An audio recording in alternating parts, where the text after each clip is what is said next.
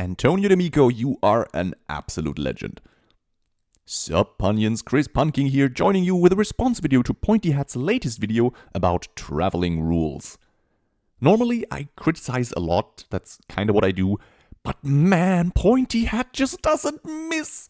But I do want to add a couple of very cool things to the very cool things that he said in his video.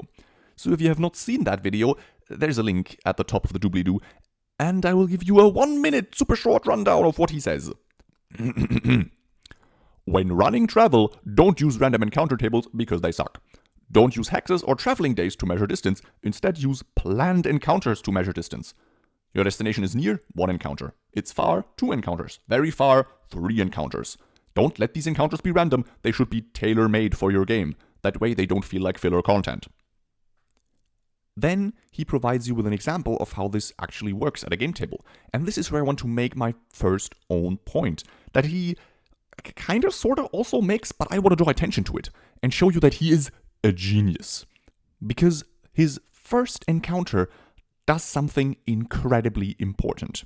The party meets a traveling circus on the road, and they're headed for the same destination. They challenge the players to a bet. Whoever makes it there first gets paid some money. This is massive, because it introduces a ticking clock, a timer to this otherwise mundane travel route. When the players get stuck in the swamp for 2 days because they fail a skill challenge, that normally wouldn't really matter. They lose nothing except in-game time, so Mr. Hat of the Pointy variety made sure that in-game time was of the essence. In case you want to employ this genius technique at your own tables, here are some other ways to add timers to your travel. The party wants to make it to the big city in time for a large festival. The party gets paid more by their quest giver if they get to their destination on time. The winter will make the mountains impassable, so they must move quickly if they want to make it at all. The party needs to transport a poisoned, cursed, or sick character who is running out of time. The party is chasing someone, or is being chased. The party is carrying food supplies that will rot if they take too long.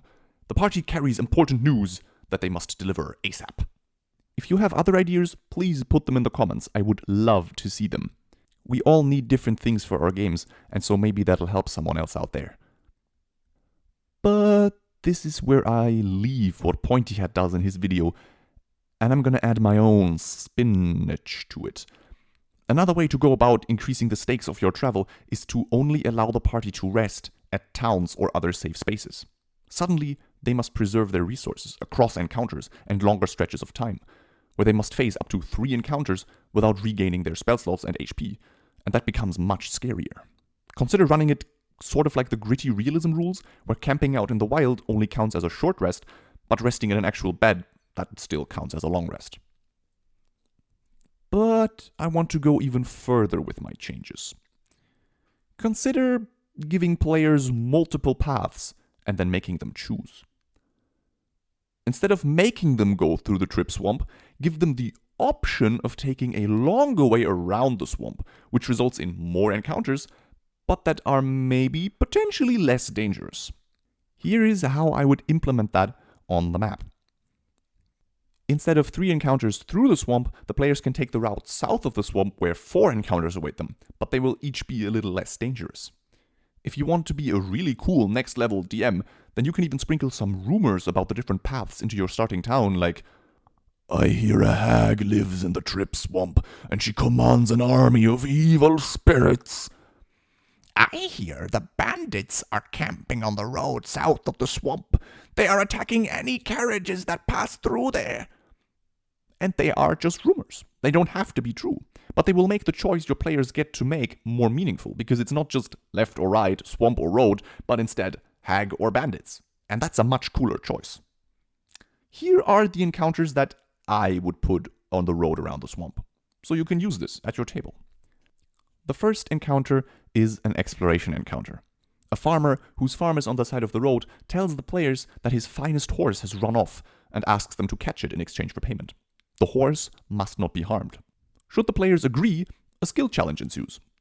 I made the encounter optional. This is the easy path, and so I felt like that was an appropriate way to demonstrate that. The next encounter is a roleplay encounter. A group of people have erected a wooden statue of a dragon on the road and are worshipping it. They demand the PCs worship their dragon god as well. It turns out that they have been conned by a dragonborn who claimed to be a dragon in disguise and would share his treasure and might with them if they gave him food and worshipped him. He has since left them here, awaiting his return. The next encounter is an unconscious dragonborn who is lying in the middle of the road. He is the same guy who tricked all of those people back there, but when he tried to do the same thing with the bandits, they attacked him. He is hesitant to admit to his crimes, and might even pull his same scheme on the party, before realizing that they won't fall for it, and changing his tone, offering them a magical dragon pendant when they get his stolen possessions back from the bandits. The fourth and final encounter is a combat encounter. The bandits that were promised are here. 4 armed robbers spring an ambush on the party. After beating them, the party may find their lair and reclaim most of the things that they stole, including the Dragonborn's pendant. Hopefully this is enough so you can run this. Let me know how it goes if you ever do. I have one final piece of criticism with Pointyhead's video though, and I need to get it out of my system. Again, because I already commented it under the original video. Why would you call the encounter that has all the different colors white encounters when you begin the video coming out of a closet, burning it, and wishing everyone Happy Pride Month? They're called rainbow encounters, and if you disagree with me, you are objectively wrong. I have no outro, yet I must end the video. Should you ever watch this, Mr. Hat... Pointy? Can I call you Pointy? I could really need a YouTube veteran's help in coming up with an outro. Until then, my journey continues, but with much better traveling rules.